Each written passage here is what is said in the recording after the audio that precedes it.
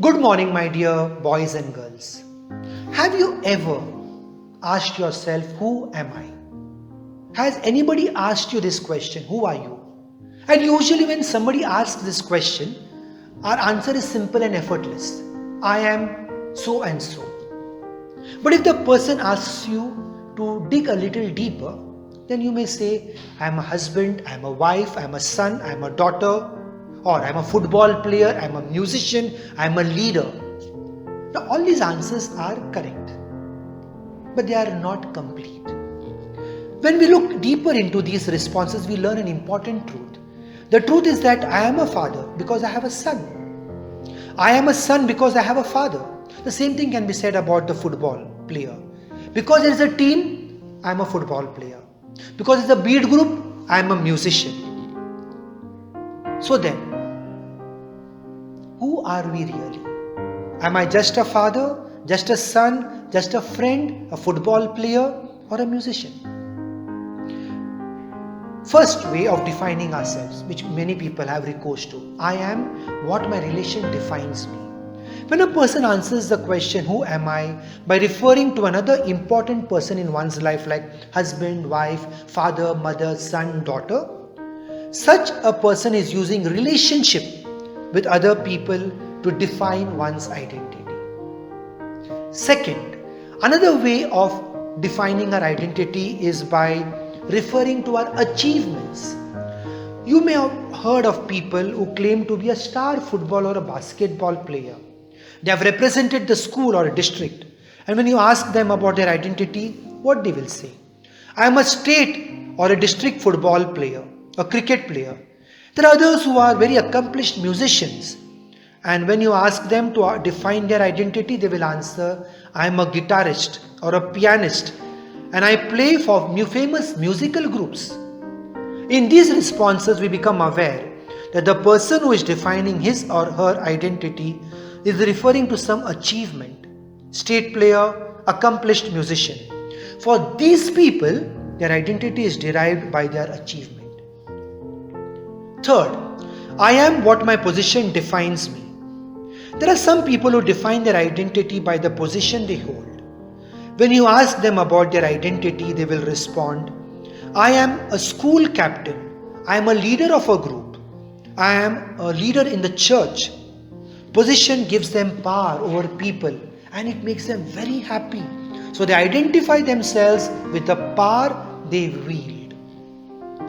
Next, some people define who they are by the possessions they have. There are some people who define their identity with the possessions they have. If they are very rich, they will define themselves as a rich person, owning vehicles and latest gadgets. And then we have people who define themselves by what others say. I am what other people say about me and think of me. If others say good things about me, I feel good. And I appropriate what they are saying about me and I believe that is my identity. If others say bad things, then I feel low, depressed and threatened and I have a low self-esteem. In both the cases, my identity is developed and my answer to the question, who am I, is given by what others say and think of me. When we observe all the responses which I have cited, one thing is clear. All the responses about our identity are focused on an external reference, husband, wife, parents, children, football, guitar, possessing power over others, possessing latest gadgets, and what others think and say about me. When I define my identity to any external, with regard to or with reference to any external factor, I am at the whim and the fancy of others or some external factor which is constantly changing. All the other answers about our identity are not false, they are incomplete. Why do I say that the answers are incomplete? Because when the external factor ceases to exist, we do not lose our identity.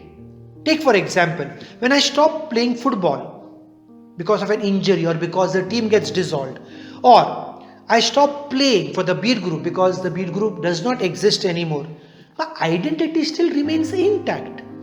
This means that the external factors contribute to my identity, but they do not form the core of my identity. Let me narrate what I have just told you with reference to a fable from Aesop. There was once a pregnant lion that was on its last legs. She dies soon after giving birth. The newborn, not knowing what to do, makes its way into a nearby field and mingles with a herd of sheep. The mother sheep sees the cub and decides to raise it as its own. And so the lion cub grows up along with the other sheep and starts thinking and acting just like a sheep. It would bleat like a sheep and even eat grass, but it was never truly happy. For one, it always felt that there was something missing. And secondly, the other sheep would constantly make fun of it for being so different. They would say, "You are so ugly. Your voice sounds so weird. Why can't you bleat properly like the rest of us? You are such a disgrace to our community." The lion would just stand there, take in all these hurting remarks, feel extremely sad. It felt it had let down the sheep community, which was so different, and that it was a waste of space on this earth. One day, an older lion from a far off jungle sees the herd of sheep and decides to attack it. While attacking, it sees the young lion running away along with the other sheep. Curious as to what was happening, the older lion decides to stop chasing the sheep and pursues the young lion instead. It pounces on the lion and growls, asking it why it is running with the sheep. The younger lion shakes in fear and says, "Please, please, please don't eat me. I am a very tiny sheep. I know that you are going to eat me. I am instructed to run from animals that attack us and eat us. Please let me go. Don't eat me." Upon hearing this, the older lion growls, "That's sheer nonsense. Who told you that you are a sheep? You are not a sheep. You are a lion. You are the king of the jungle, just like me." But the younger lion was still trembling and would not believe the older lion. He thought this was a ploy which the older lion was using to catch and eat the young lion. The older lion was baffled. He wonders how a lion could think that it is a sheep. How could the young lion not notice the difference between a lion and a sheep? At this point, the older lion got a bright idea of how to reveal the identity of that young lion, and then drags the younger lion to a nearby river and asks it to look at its reflection. Upon looking at the reflection, the lion, much to its own astonishment, realizes that it was not really a sheep. It was a lion. The young lion feels so thrilled that it lets out a mighty roar. The roar echoes from all the corners of the jungle and frightens the living daylights out of all the sheep that were hiding behind the bushes to see what was happening. They all flee away. No longer will the sheep be able to make fun of the lion or even stand close to it, for the lion had found its true nature and its true herd. My dear boys and girls, the older lion is just a metaphor. It's just a symbol of our self-awareness, helping us to know our true identity by looking at the reflection in the water, which is a symbol of reflection. For us, the older lion stands for God, who is making us aware of our true identity. And the river symbolizes the Holy Scriptures, because when we look at the Scriptures, we get an answer of who am I? What is my identity? Just like the young lion looked into the river and became aware of its true identity, we need to look constantly at the Holy Scriptures so that the Scripture will reveal our identity. And so now we turn our gaze to the Holy Scripture, to search, to dig, and to see what does the Scripture say about you and me. What is our identity? Who am I? I've taken the passage from the Gospel of Matthew, chapter 22, verses 15 to 22. Then the Pharisees went and took counsel how to entangle him in his talk. And they sent their disciples to him, along with the Herodians, saying, Teacher, we know that you are true and teach the way of God truthfully, and care for no one, for you do not regard the position of men. Tell us then, what do you think? Is it lawful to pay taxes to Caesar or not? But Jesus, aware of their malice, said, Why put me to test? You hypocrites, show me the money for the tax. And they brought him a coin. Jesus said to them, Whose likeness, whose inscription is this? They said, Caesar's. Then he said to them, Render therefore to Caesar the things that are Caesar's, and to God the things that are God's. First question on the Gospel. What is the response of Jesus to the question about paying taxes? Jesus responds to the Pharisees. He says, Show me the coin for the tax. Here we need to understand a little bit about Roman context here. When Jesus says, Show me the denarius, the coin for the tax, he is referring to a particular kind of coin. The denarius was a small coin that would be stamped with the profile of the face of the emperor. From around 14 AD to 37 AD, Emperor Tiberius was a Caesar, and he produced many of the coins that were stamped with his face, with his profile. On these coins was an inscription which read, Caesar Augustus Tiberius, son of divine Augustus. Now that brings me to the second question. What is the context of the teaching of Jesus? When they hand the coin to Jesus, the coin only has a face of the emperor, the graven image of the Roman emperor. Now in Exodus chapter 20 verse 4, we read that there is a law against any graven images, and yet here is a graven image of the emperor on a coin. In addition to the image, Tiberius Caesar calls himself divine, son of God, because his father Augustus was regarded as God by the Romans, as divine. The two emperors, Julius Caesar and Augustus Caesar, were divinized, meaning they were called gods by the Romans. They were both elevated to the status of gods by the Romans, by the Roman Empire.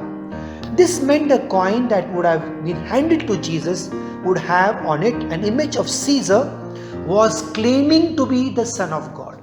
So you see now, Jesus, Son of God, is getting a coin in his hand which has an inscription and a profile of the so-called Son of God. What is the answer of Jesus? We all know. Jesus takes the coin in his hand, looks at it closely, and he says, Whose inscription, whose image is this? And the answer, Caesar's. And so the classic statement, give to Caesar what belongs to Caesar, and give to God what belongs to God. What is the deeper meaning of this statement? That's the next question. What is the deeper meaning of the statement of Jesus? When we look at the response of Jesus, we realize that there is a deeper meaning to what Jesus says. When he refers to the image on the coin, the word in the original text, which is written in Greek, the New Testament is written in Greek. So the original word is icon, means image. Now we find the same word in the Old Testament in the book of Genesis. When God makes Adam and Eve, it's written there, He made them in His image, in His icon. So Adam is made in the image of God. Eve is made in the image of God. So now I think you are able to find the connection between render to Caesar what belongs to Caesar, whose inscription is there on this coin, whose image is there. And the book of Genesis, God creating Adam and Eve in His image. And so when we read about Adam and Eve in Genesis chapter 1, verses 26 and 27, we come across these words. God made man and woman in the image and likeness of God. So it means that man and women are made in the icon of God. They bear the image and the likeness of God. This is the deeper meaning of the statement of Jesus. Give to God what belongs to God. That coin has the image of Caesar. Let it go to Caesar. You and I, descendants of Adam and Eve, have the image of God. We must give our souls to God and to no one else. So what is essentially Jesus saying to the Pharisees through his response? Money, you can give it to Caesar. You can give it to the country, the government, through taxes. But your soul, you cannot give to anybody. Because your soul has the image of God. So what can we conclude about our identity, which we are asking? What is our identity? Who am I? With reference to the gospel text, which I just read and explained. It is incorrect or insufficient to define our identity with respect to our relationships, father, mother, husband, son, wife, daughter, or achievements. I am a leader, I am a captain, or through positions, or through possessions, or what other people say. We need to draw our understanding about our identity from the Holy Bible. We learn from the Holy Bible that we are made in the image and likeness of God. Hence, we are children of God. Now, some of them don't like this word children of God. It means we are child of God. So we say son of God. We are sons of God. We are daughters of God. We are the brothers and sisters of Jesus. So God is saying, you are my son. Because you are made in my likeness. You have my image on your soul. You are my daughter. You have my image on your soul. So we are not what we do. We are not what we have. We are not what others think of us. Remember, you and I, we are beloved child, son and daughter of a loving God. God has given us as a gift to our parents. So original parent is God. God who created us gave us to our parents. So our parents are really speaking second parents. First parent, always God. Once we've understood our correct identity, that you and I, first and foremost, is a child, son, daughter of God. The other, whatever answer we want to give, I am a team player, I am a musician and all, correct, but incomplete. Now we move to the second part. So now we have understood, who am I? I am a child of God, son and daughter. But God has given me to my parents. So now we look at, how do I relate to my parents? Because they are gifts to me by God. I am a gift to them by God. We are gifts to each other by God. So how do I relate to my parents? What does the scripture say about it? Exodus chapter 20 verse 12 says very clearly, honor your father and your mother, that you may have a long life in the land the Lord your God is going to give. That land means the promised land, Israel. The fourth commandment is very clear. Honor. Honor your father and your mother. Why is it so important that we should honor our parents? And how do we honor our parents? How can we fulfill this commandment? Especially when parents hurt us. First question, why should we honor our parents? The answer is very simple. First of all, because God says. But it is much more than that. First is because they gave us life. If it was not for your parents and for my parents, I would not have been existing. They give us life. We owe our existence to them. This is something we all get from our parents, regardless of how good or not good they are. They gave us birth. This is the first reason why we need to honor them. The second reason is because if you are taking part in this session, if you are listening to my talk, means you are baptized. Who took you to the church for baptism? Who was nurturing your faith? Who is taking care of your faith? And to that faith you are getting so many blessings? Your parents. That's another reason why we need to honor our parents. Because they gave us, they did not give, but they took us to the church so that we could receive the sacrament of baptism, and they nurtured our faith. The third reason why we ought to honor them is because they provide for all our needs. Most of our parents do much more than give us life. Whether biological or adoptive parents, our parents fed us, they clothed us, they housed us, they raised us up.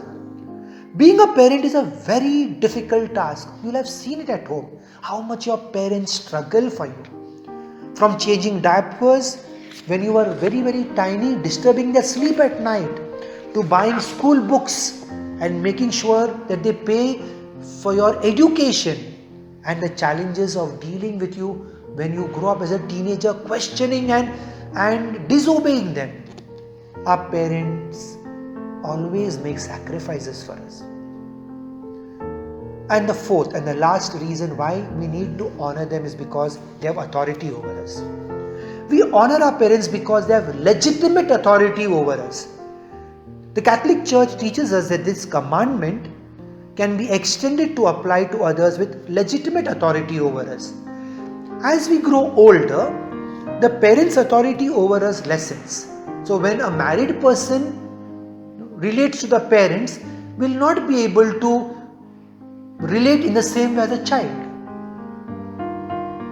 There are always others, however, to whom we owe obedience besides our parents. Like we obey our teachers, we obey laws, we listen to our bosses, which we live out this commandment in other relationships in our life. Of course, if any of them, parents, teachers, or anybody, boss, says something which goes against the Bible, we are not bound to obey them.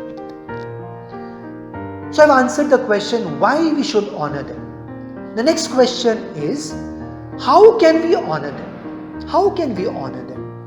When we were children, it seemed fairly simple to know how to follow this commandment of honoring. But as we grow up, we find it difficult. Obviously, honoring them just doesn't mean obedience to rules, even if they did not like them. It meant that we did the work they assigned to us. If they punished us by telling us we couldn't watch television, it meant not watching television. At times it was frustrating to have to follow rules that we thought was unfair. Even so, it was usually pretty clear what the commandment meant we should do. So what are concrete ways of honoring our parents? First and foremost, we pray for them. That's the greatest way of honoring. We pray daily for them because we can never repay for all the good they do for us. So every day, my dear boys and girls, pray for your parents. Second, we can listen to their advice, showing that we honor them. Listen to them. Third, when we are not staying with them, we go to a hostel, we go out to work, we keep in touch with them. That's another way of saying we honor you. We are in touch with them, calling them up, checking with them how they are. Fourth, we should take care of our parents as they age. How do we care for them obviously depends on our geographical condition or distance, our financial ability to help them, and the time which is available with us. We should do what we can do to help them, and the very least not abandon them. It is very sad that some of us put our parents in the home for the aged. Very, very sad. Imagine you, after doing everything for your child, at the end you are in the home for the aged. How would you feel? We need to love and honor our parents more, because no matter what we do, we can never sufficiently thank our parents. And therefore, We need to take care of them even when they get very difficult to as they age. We need to honor them that way. And finally, we pray for them not only in this life. Most probably or usually our parents die before us because they are older. We pray for them even after their death. Pray till we die for them. This is the way, my dear boys and girls, we can honor our parents. It is important for us to be obedient to those who know more than we do. Our parents have the job to keep us safe from harm, and so they tell us to be careful. They say, don't touch the hot fire, you will get burnt. When you are bigger, you can cut with that sharp knife, but not now. But sometimes we do foolish things when we do not listen to them. Besides, we forget the patience they have had in bringing us up. How much patience parents have with a small child? Have you seen how much a small child wants attention and how much the parent is so patient giving that attention to that child? I'm not sure whether you have heard this story. If you have heard, it's a repetition, but I would like to share this story. An 80-year-old man was sitting on the sofa in his house along with his 45-year-old highly educated son. Suddenly, a crow perched on the window. So the father asked his son, "What is this?" The highly educated son turned to his father and said, "This is a crow." Now after some time, the father, the aged man, asked his son again, "What is this?" The son was slightly irritated and said, "This is a crow." After a few seconds, a few minutes had elapsed, again the father asked the son, "What is this?" Now this time the son was irritated, but he kept his calm, his patience, and he said, "This is a crow, a crow." The fourth time, after some time, the father asked his son, "What is this?" Now you can imagine what the state of that son must have been. He was so furious, and he said, "This is a crow. How many times to tell you this is a crow?" A little later, the father went to his room, came back with an old tattered diary, which he had maintained since his son was born. On opening a page, he asked his son to read that page. When the son read it, the following words were written in that diary, and I want to read it for you. "Today, my little son aged 3 was sitting with me on the sofa when a crow was sitting on the window. My son asked me 23 times what it was, and I replied to him all 23 times it was a crow. And every time he answered it was a crow, I hugged him lovingly. He asked me again and again the same question. I answered again and again for 23 times. I did not feel irritated at all, but rather I felt affection for my innocent child. And every time he answered me, I was so happy and I hugged him." While the little child asked him 23 times, "What is this?" the father had felt no irritation in replying to the same question 23 times. And when today the father asked his son the same questions just 4 times, the son felt irritated and annoyed. Remember this story when you relate to your parents, how patient they have been with you, especially when you are young, when you are small and you don't even know how much of sacrifice they have done for you. So what can we learn from this story? When our parents grow older, do not repulse them or look at them as a burden, but speak to them a gracious word. Be cool, be obedient, be humble, be kind to them, be considerate to them. From today, say this: I want to see my parents happy forever because they have cared for me ever since I was a little child. They have always showered their selfless love on me. They crossed all mountains and valleys without seeing the storm and heat to make me a person presentable in the society today. Say a prayer to God. I will serve my parents to the best way till the end of my life and end of their life. I will say all good and kind words to my parents, no matter how they behave. When Paul is telling the Colossians how to live as Christian families, he teaches their children how they ought to behave towards their parents. And what is he saying? In Colossians chapter 3 verse 20. Children, obey your parents in everything. Why? Because that is what pleases the Lord. To sum up, my dear parents, to sum up, my dear boys and girls, we are the sons and daughters of God. That's our real identity. We are first of all children of God. Next, we are musicians, football players, everything else. God has gifted us to our parents and He wants us to honor them. When we honor them, we please God. In the words of Saint Paul, let us always seek to please our Heavenly Father, whose child we are, whose son and daughter we are. How? By honoring our parents. God bless you.